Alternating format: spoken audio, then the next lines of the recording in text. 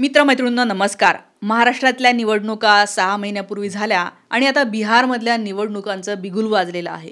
तुम्ही बघत असाल बातम्यांमध्ये रोज बिहारमध्ये काय चाललं याच्या बातम्या येत आहेत आणि तिथला सगळा माहोल गरम झालेला आहे. आणि आज जे काही बातमी समोर येते त्याच्यावरून मला असं वाटतंय की बहुतेक बिहारमधले इलेक्शन थांबवले जातील.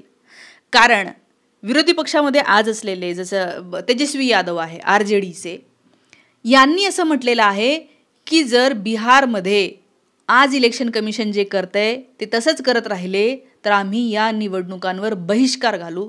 बहिष्कार इन द सेन्स आम्ही निवडणुकीला उभंच राहणार नाही, आम्ही मतदानाला जाणारच नाही. आणि जर मतदार मतदानच करणार नसेल, लोकशाहीमध्ये लोकच मतदान करणार नसतील तर त्या मतदानाला काय अर्थ राहतो, त्या लोकशाहीला काय अर्थ राहतो. आणि त्यामुळे आज जे तेजस्वी यादव बोललेले आहे हे हलक्यात घेऊ नका. हे ते का बोलले, काय एवढं झालं आहे की त्यांना असं वाटलं की नकोच, आम्ही उभंच राहणार नाही, थोडक्यात समजावून सांगते.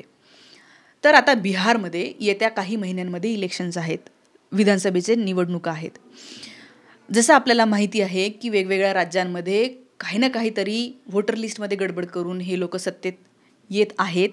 जसं राहुल गांधी यांनी मागे लेख लिहिला होता आणि रीतसर हे प्रूव्ह केलं होतं की महाराष्ट्रामध्ये 76 लाख मतदार हे 6 वाजताच्या नंतर आले. 6 वाजताच्या नंतर 76 लाख लोकांनी मतदान केलं. आणि हे कोण आहेत, हे खरंच त्यांनी मतदान केलं की हे नंतर आकडे दाखवले, हा सगळा घोळ त्यांनी रीतसर दाखवला होता.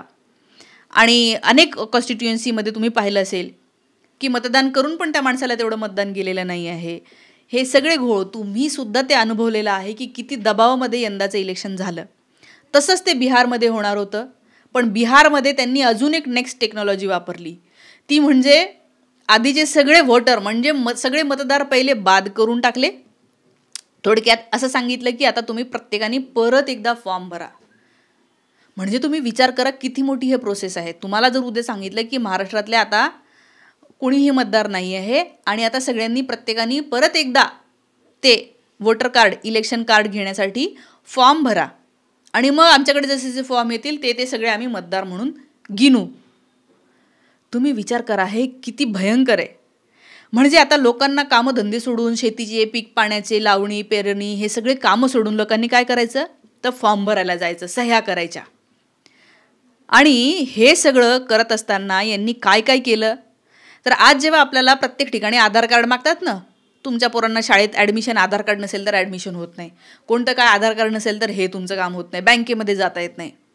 बिहारमध्ये त्यांनी आधार कार्डच मानलं नाही आहे. ते म्हणतात नाही आधार कार्ड दाखवलं तर तुम्हाला इलेक्शन कार्ड नाही मिळणार, बाकीचे कागद दाखवा. मग ते बर्थ सर्टिफिकेट काय, लिव्हिंग सर्टिफिकेट काय, इतके कागद. पहिले तर 11 कागद मागितले होते. म्हणजे तुमच्या शाळेचा दाखला, भलतं, बँकेचं सगळं सगळं सगळं सगळं. तुम्ही विचार करा हे सगळं. एखादा माणूस म्हणेल जाऊ दे कुठे एवढे कागद जमा करतो, मी करतच नाही मतदान. ही टेंडन्सी वाढू शकते आणि हे असं व्हावं, लोकांनी एनरोलच करू नये म्हणून हे केलं गेलं आहे. आणि हे काय भाजपवाले काय करतील ते त्यांचे माणसं लावतील. काही त्यांचे जे व्होटर आहेत त्यांचे अंधभक्त बनवलेले, गोबर भक्त बनवलेले, ज्यांच्या डोक्यामध्ये शेण भरवलेलं आहे त्यांना व्होटर करून टाकतील. त्यांचे फॉर्म हेच लोक भरून टाकतील, त्यांना म्हणतील जा मतदान करा. हेच होतंय. बातमी आलेली की 51 लाख मतदार हे वगळले जाणार आहे. कसे म्हणजे लोकसभेला जेव्हा निवडणुका झाल्या, मतदान झालं तेव्हा हे होते, त्यांनी मतदान केलं होतं. पण आता या येत्या निवडणुकांमध्ये हे 51 लाख लोक मतदानच नाही करू शकणार आहे. तुम्ही विचार करा 51 लाख लोक मतदान नाही करू शकणार आहे. हे 51 लाख लोक भारताचे नागरिक नाही आहेत का तर आहेत. मग यांना का वगळलं आहे? फॉर्म नाही भरले म्हणून, किंवा एखाद्याकडे काय लिव्हिंग सर्टिफिकेट नसेल, एखाद्याकडे काय बर्थ सर्टिफिकेट नसेल. अहो गरीब लोक असतात, कुठं कागद जमा करत राहणार आहे ते तुमचे सतत प्रत्येक गोष्टीसाठीचे. आणि त्यामुळे ह्या बाकीचे सगळे काँग्रेस असेल किंवा RJD असेल यांचं काय म्हणणं होतं की हे तुम्ही आत्ता नका करू, ठीक आहे, ज्याला ते स्पेशल इंटेन्सिव्ह रिव्हिजन म्हणले SIR, हे आता नका करू, ते नंतर करा. आणि हे करतच नसतात. माझ्याकडे अनेक IAS ऑफिसरचे फोन आलेले आहेत जे इलेक्शन ऑफिसर राहिलेले, रिटर्निंग ऑफिसर राहिलेले आहेत, ठीक आहे, प्रत्येक ठिकाणी जे निवडणूक अधिकारी असतात ते राहिलेले आहेत. आणि ते म्हणतात की अशी रिव्हिजन नसते करत, असं नाही करता येत सगळीच्या सगळी वोटर लिस्ट रिवाईज करायची, असं नसतात करत. समजा एखाद्या माणसाची डेथ झाली ना, तर मग त्यांच्यापर्यंत कोणीतरी जातो प्रतिनिधी आणि त्यांचं नाव काढण्यात येतं. किंवा एखाद्या व्यक्तीने 18 वर्षात पदार्पण केलं तर त्यांच्या घरापर्यंत जातात प्रतिनिधी, अरे तू 18 वर्षाचा झाला, तू हे भर बरं, इलेक्शन कार्ड घे बरं, आणि मग त्यांच्या नाव नोंदवण्या होतात. अंगणवाडीचे कार्यकर्ते तेच करतात. ही प्रोसेस असते. सगळेच्या सगळे बाद करायचे आणि सगळ्यांनी परत फॉर्म भरायचे, हा फ्रॉड आहे, टोटल फ्रॉड. आणि मुद्दामून याच्यामधनं एक पर्टिक्युलर जातीचे, एका पर्टिक्युलर धर्माचे, खालच्या जातीतले जे की बेरोजगार आहेत ते मतदान नाही करणार यांना माहिती आहे, किंवा वरच्या जातीतले जे बेरोजगार आहेत ते मतदान नाही करणार, किंवा एका मुसलमान धर्मातले करणार नाही असं यांना वाटतं, किंवा हिंदू धर्मातले पण काही आहेत की ज्यांना नाही करायचं यांना मतदार असं वाटतं. त्या सगळ्यांना हे वगळणार आहेत असं दिसतंय.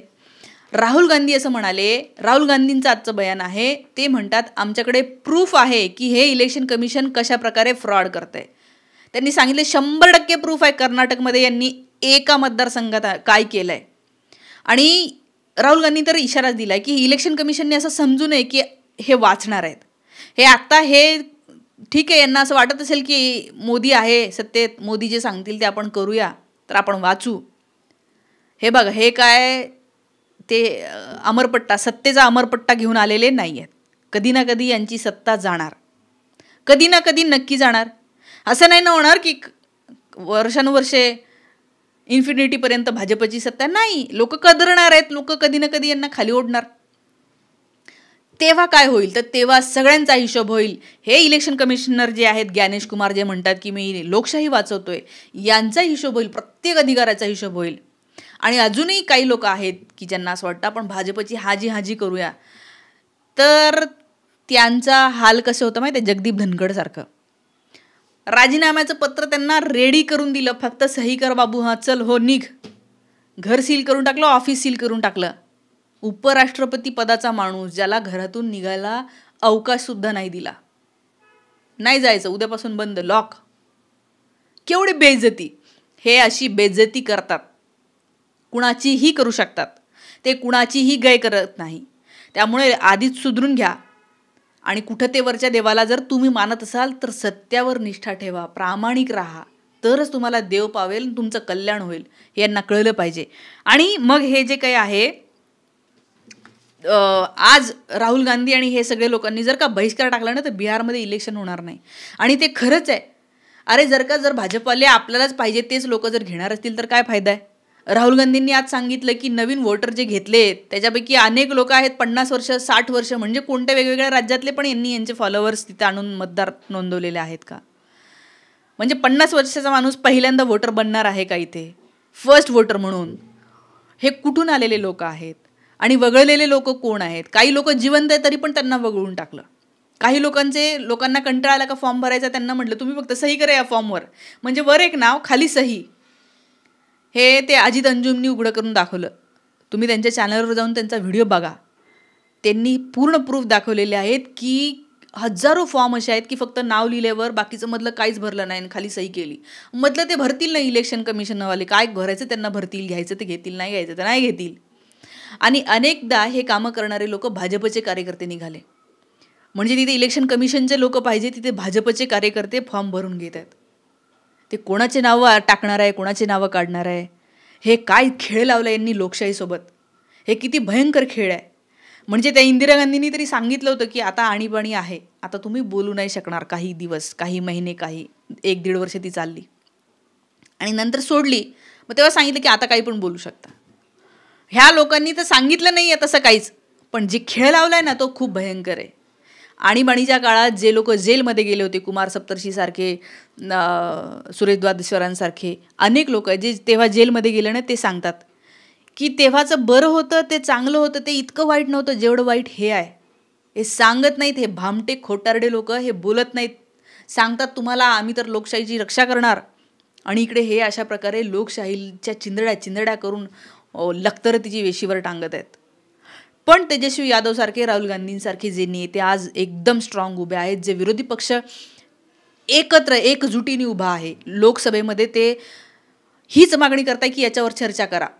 लोकसभेमध्ये आज त्यांनी चालू नाही दिलं म्हणण्यापेक्षा त्यांनी इतकं हे केलं की आपण SIR चर्चा करूया, या बिहारच्या वोटर लिस्टवर चर्चा करूया, अशी मागणी केल्याच्या नंतर ते अध्यक्षांनी सांगितलं की सगळं स्थगित करून टाकू. ह्यांनी स्थगित नाही केलं, स्थगित केलं अध्यक्षांनी. का? चर्चा नाही करायची याच्यावर. जर तुम्हाला चर्चा नाही करायची आहे म्हणजे तुमचा हेतू खराब आहे. कारण तुमचा हेतू चांगला असता तर तुम्ही चर्चा केली असती, सांगितलं असतं रीतसर, नाही हे बघा हे असं आहे, पारदर्शक प्रक्रिया आहे, कुणाबरोबरही अन्याय होणार नाही असं सांगितलं असतं ना. ते नाही सांगत. ते इलेक्शन कमिशनचे ऑफिसर कवितिक बोलतात ते एकदम, की म्हणजे ते ज्ञानेश कुमार म्हणून जे आहेत ना, ते तर म्हणले की अरे प्रत्येकाने बघितलं पाहिजे, मी लोकशाहीची रक्षा करतोय. अरे बाबा, किती फ्रॉड लोकांना तुम्ही भरून घेताय, हे का नाही दाखवत आहात? लोकसभेत आणि विधानसभेत महाराष्ट्रात काय केलं हे देशाने पाहिलं, महाराष्ट्रातल्या प्रत्येकाने पाहिलं, आणि बिहारमध्ये काय करताय हेही महाराष्ट्र बघतोय. हे बघा, जनतेला तुम्ही सस्त्यात घेऊ नका. राहुल गांधींनी सांगितलं ना, ते म्हणाले काय, तुम्हाला असं वाटत असेल की तुम्ही सुटणार, कोणीच नाही सुटणार. आज तुम्हाला करायचं का करा, 2 वर्ष 4 वर्ष तुम्ही राहणार बाहेर. एक दिवस असा येईल की या प्रत्येकाचा हिशोब होईल. आणि माझी तर इच्छाच आहे, तो जो वरचा देव बघत असेल ना, तो जो चराचरामध्ये देव आहे, त्या देवानी मी तर म्हणते यांना अशी शिक्षा द्यावी, आणि त्या देवापेक्षा सुप्रीम कोर्ट तेच यांना शिक्षा देणार आहे. कोर्टावर आपण प्रत्येकाने विश्वास ठेवूया. अजूनही असे आहेत वकील, असे न्यायाधीश आहेत की जे या लोकशाहीला कमिटेड आहेत. ते सगळं त्रास सहन करतात, लोकांनी बोललेलं सहन करतात, पण लोकशाहीच्या बाजूने उभं राहतात, संविधानाच्या बाजूने उभं राहतात. हेच काही मोजके स्ट्रॉंग, जे निडर आहेत, जे निर्भय आहेत, जे घाबरत नाहीत, तेच लोक हा देश वाचवणार आहे, हे मला सांगायचं होतं.